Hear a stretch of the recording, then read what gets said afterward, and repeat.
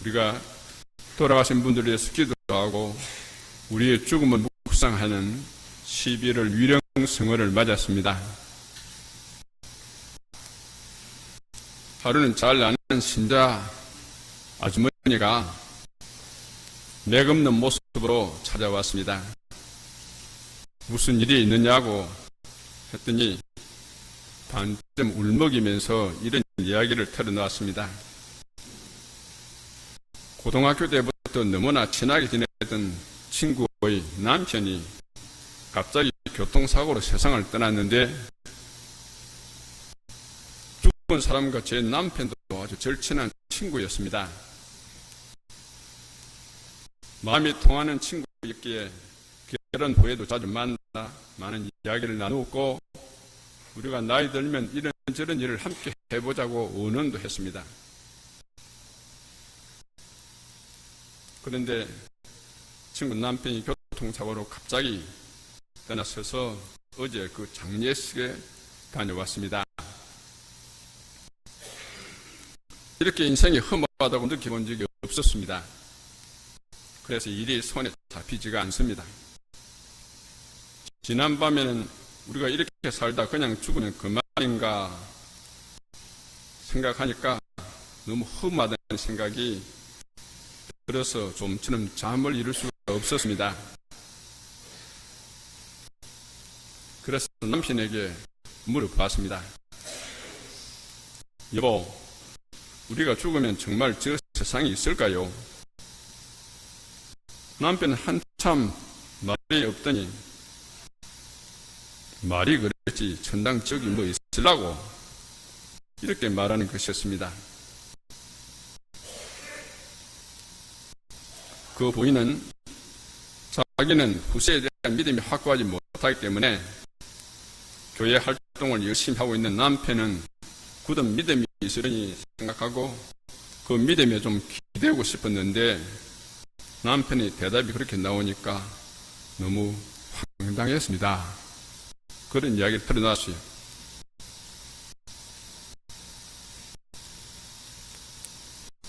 우리는 미사 때마다 육신의 부활을 믿으며 영원한 삶을 믿나이다 하며 신앙 고백을 합니다. 그렇죠? 그러나 어떤 통계에 의하면 천주교 신자 중에서 천당과 지옥이 후세가 있다고 믿는가라는 질문에 나는 진정으로 믿는다 하는 대답을 한 사람이 55.5%. 근데 남자가 좀 적고 여자가 좀 많습니다. 어느 정도는 믿는다 하고 대답한 사람은 29.1%인데 이상하게 그런 건 또 남자가 조금 많아요. 이 둘을 합쳐서 어쨌든 천국의 존재를 믿는 신자는 84.6%라고 통계했습니다. 우리는 이 통계를 보면 모든 신자가 다 육신 부활을 믿고 영원한 삶을 믿는다고 고백하지만은 영원한 생명을 믿는 것은 아니다 하는 것을 알 수가 있습니다. 오늘 복음에서 예수님께서는 부활을 부정하는 사두가이파 사람들이 모세 법에 형이 아내를 얻어 살다가 후사를 주지 못하면 그 동생의 아내를 그 형의 아내를 맞아들여서 후사를 이겨줘야 한다는 그런 법이 있어요. 구약에. 그 법을 예를 들면서 7 형제가 다 그 사람을 아내를 맞아들면 자녀를 못 두고 나중에는 그 여자도 죽었다. 뭐 그런 예가 잘 있습니까만은 그러면 만일 부활이 있다면 그 여자가 부활 때 누구의 아내가 되겠습니까? 하는 이런 질문을 예수님께 던집니다. 예수님은 단호하게 이 세상 사람들은 장가도 들고 시집도 가지만은 그러나 저 세상에 참여하고 또 죽은 이들의 부활에 참여할 자격이 있는 사람들은 더 이상 장가드는 일도 시집 가는 일도 없다 하고 말씀을 하십니다. 그리고 이스라엘 사람들이 자기 믿는 야훼 하나님을 부를 때 뭐라고 부릅니까? 아브라함의 하나님, 이삭의 하나님, 야곱의 하나님, 자기 조상들이 섬기던 그 하나님을 쭉 부릅니다. 이 말을 상기시키면서 예수님은 그 조상들이 이미 세상을 떠났지만은 그들이 하나님 앞에 살아있고 하나님과 그들이 서로 마주보고 있으며 하나님은 그들에게, 조상들에게 했던 그 계약을 지금도 이루고 계신다 하고 말씀하시는 것입니다.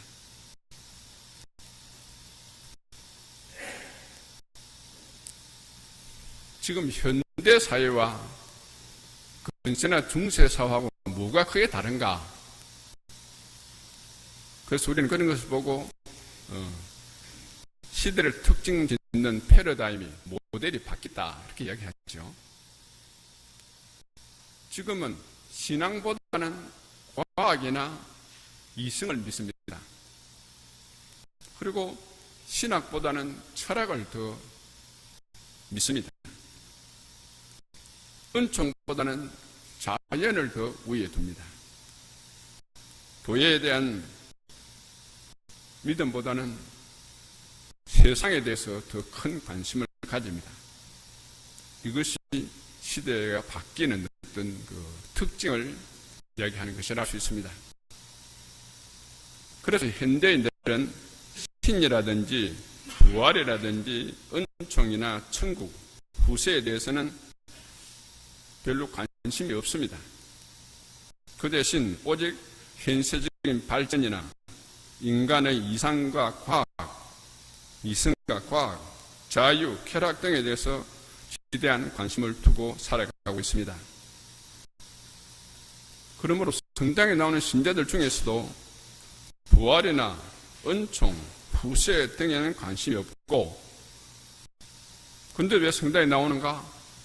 오로지 보다 나은 세상을 위한 투쟁, 우리 교회 안에서도 세상을 바꿔야 된다고 불끈 일고 고함 되는 사람이 없어요. 그런 운동단체들이 많이 있습니다. 그리고 자기를 수양해서 내면의 평정을 찾기 위해서 신앙생활을 한다. 그리고 또 대부분의 사람들은 그냥 복을 좀 받아보려고 왔다 한 이런 사람들로 교회가 많이 채워져 있습니다. 이들은 신앙인이라기보다는 인간다운 삶에는 관심이 있지만은 하나님께는 관심이 없는 무신론적인 휴머니스트다 이렇게 이야기할 수 있어요. 공산주의자들이 보다 나은 세상을 만들기 위해서 만인이 평등한, 잘 살고 못 사는 게 없는 그런 세상을 만들려고 세상을 바꾸려고 했지, 그죠? 그 사람들도 보다 나은 인간의 삶에 관심이 지대합니다. 그럼에도 그 사람들 신이 믿습니까? 신이 믿지 않습니다. 그 사람들도 휴머니스트라고 할 수 있지만은 그 사람은 신앙인 아니죠. 그런 부류의 신자들이 많이 있다는 것입니다.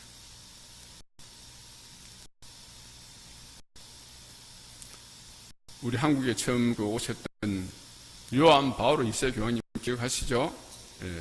103위 순교자들을 시성하신 분입니다. 그분이 교황 즉위 20주년을 기념해서 13번째 회칙을 했는데 그 회칙의 제목이 신앙과 이성입니다. 이것은 교회 학자들이나 사상가들, 또 철학자들을 상대로 내신 것입니다. 그게 뭐라고 하고 있느냐?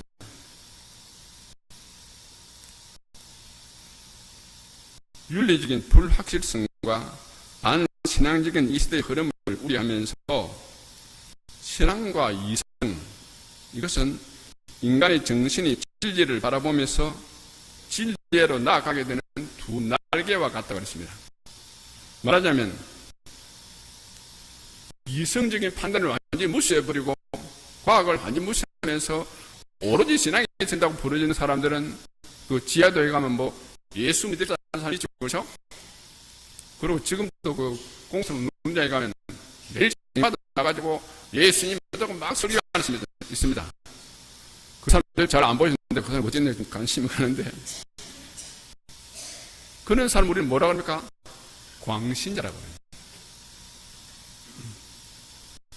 그런가 하면 신앙과 뜻을 하고 있는 하느님 내 주먹을 믿어라 임마. 그래서 하면서 신앙을 완전히 무시해버리고 오로지 자기 자신 아니면 아무도 안 믿는다. 과학이 이 세상을 구해줄 것이다 이렇게 생각하는 사람들, 그는 이승만을 믿는 사람들입니다. 그러나 이 교황님 해석에는 이승과 신앙을 참 진리로 하는 두 날개에 비유하면서 절대로 어느 하나가 이승을 주신 건 누굽니까? 하나님도 우리 이승을 주신 거예요. 하나님이 받은 겁니다. 그래서 그렇게 얘기하셨습니다. 그러면 오늘 미세요 우리 신자들은 어떤가? 여러분 스스로 한번 가만히 생각해 보십시오. 아내가 여보 천당이야 저기 있을까요? 물어보면 말이 그치 뭐 그럴까요? 그렇게 얘기할 수 있는 분이 아마 많을지 몰라요. 그런 사람들은 신앙생활이라고 하고 있다면 실제로는 마음 깊은 곳에는 진정한 신앙은 없는 겁니다. 제가 지난 방송 때도 한번 얘기해 주셨는데 몸에 오상을 받은 오상의 비오신부라는 분이 있죠. 오상이 뭡니까? 예수님 몸에 5 상처가 오상입니다. 양 손발에 손에 발에 4 상처가 있지 못 박힌. 그리고 옆구리는 뭡니까? 창에 찔린 상처가 있죠. 그 5 상처를 몸에 지니고 살았던 분이 오상의 비오성. 지금 그분은 또 프란치스코 성인도 그런 게 있었어요. 역사적으로 보면 그분은 최근에 2012년에 얼마 전에 그 성인품이 올라온 분입니다. 그분의 어떤 그런 게 드러나니까 온 세계 매스컴이 하면서 그 신분에 대해서 별별 이야기를 다 했습니다. 한쪽에는 우리 시대의 성인이라고 하는 사람들이 있는가 하면 한쪽에서는 그는 사기꾼이다. 미친놈이다. 지금이 어느 시대에 그따위 소리 하고 있느냐 하면서 온갖 비난을 퍼부었습니다. 그러니까 교황청에서 너는 일체 너 안에 일어나는 일들을 갖다가 사회 언론이나 매스컴에 절대로 노출하지 말고 오로지 고해 신부에게만 이야기하라 그랬습니다. 그리고 자기가 몸에 오상을 받고 그냥 오상이 흔적만 나타나는 게 아니라 오상을 받으면 오상의 고통도 같이 느끼고 사는 겁니다. 얼마나 힘들겠어요. 그렇게 50년을 사셨어요. 사제 생활하면서. 그러니까 왜 그분은 정말 그 빠고 설명할 수 있는 어떤 기적을 자기 몸에 지니고 50년을 살면서 수많은 비난에 쓰러지니까 자기가 얼마나 많은 고뇌를 했겠습니까? 그분이 쓴 책에 이런 말이 있어요. 왜 현대인들은 한사코 기적을 거부하는가? 왜 그렇겠습니까? 그분이 내 결론은 이렇습니다. 기적을 인정하면 그 다음에 뭘 인정해야 됩니까? 하나님의 존재를 인정할 수밖에 없다. 하나님의 살아계신 하나님의 존재를 인정하고 나면 그 다음에 뭘 인정해야 돼? 사후에 부활한 예수가 들어간 새로운 차원의 생명을 인정하지 않을 수 없어요. 그럼 그렇게 되면 어떻게 되느냐? 그렇게 되면 지금의 내 생활을 성부적 바꿔야 된다. 골치 아픈 일이 일어난다는 겁니다. 그러니까 뭐가 제일 편합니까? 기적 같은 거 택당한 소리 하지 말아 없다. 그렇게 필사적으로 반대를 하는 이유가 거기 있다고 그분이 그런 결론을 내렸어요. 저는 그 이야기를 듣고 그분의 생애와 고뇌를 헤아려 볼 때 정말 이것은 맞는 말이다 싶은 그런 동감을 할 수밖에 없었어요.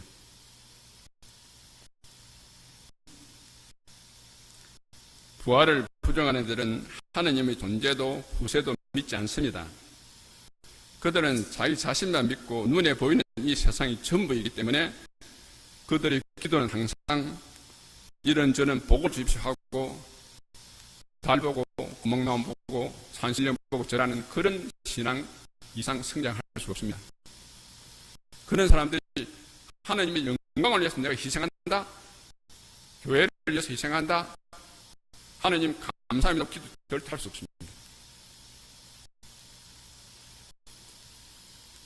그래서 그들은 인생의 여정에서 여러 가지 한계 상황에 시련에 봉착할 수 있어요, 없어요?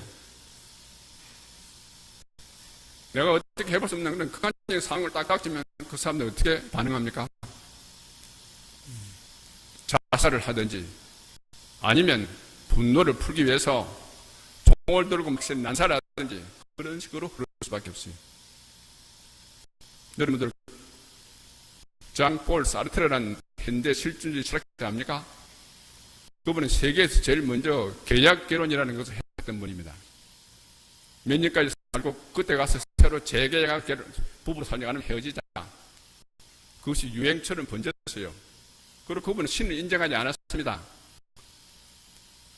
그 사르트르를 전 세계 지성인들이 우상처럼 떠받들었습니다. 한때.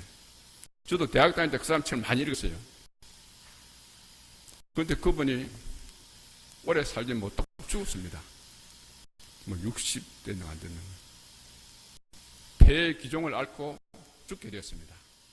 의사 진단을 딱 받자마자 그 사람이 완전히 미친 사람처럼 되어버렸습니다. 병원 기물을 띄엎고 부수고 욕을 하고 막 오대 가만히 있지 못했습니다. 그런데 불란스 정부에서 그 사람이 사회적으로 미친 영향력이나 종교심이 컸기 때문에 그걸 보도하지 못하도록 통제를 했습니다. 장세 지낼 때까지는 괜찮았어요. 그런데 죽고 나자 온 병원 사람들이 다 알았는데 거기 가만 숨겨 있겠습니까? 그래서 한때 온 불란스 조야에 그에 대한 토론이 아주 불붙었습니다. 왜 그랬을까? 그렇게 위대한 철학자가 왜 그렇게 발광을 했을까? 많은 이야기 오고 간 다음에 불란스는 드루몽드지라고 유명한 그 문이 있죠. 거기서 그런 결론을 내렸습니다. 사르트르는 철학자였지만은 신앙인은 아니었다. 그는 하느님을 부인했기 때문에 그는 돌아갈 곳이 없었다 그랬습니다. 우리가 12월을 맞이하면서 진정한 신앙이 뭔지 깊이 고민하고 그 신앙을 구축했을 때 내가 참 신앙인이 되고 내가 어른이 된다 하는 거 다시 한번 명심해야 됩니다. 이 미사 중에 참된 신앙의 선물을 주시도록 함께 기도합시다.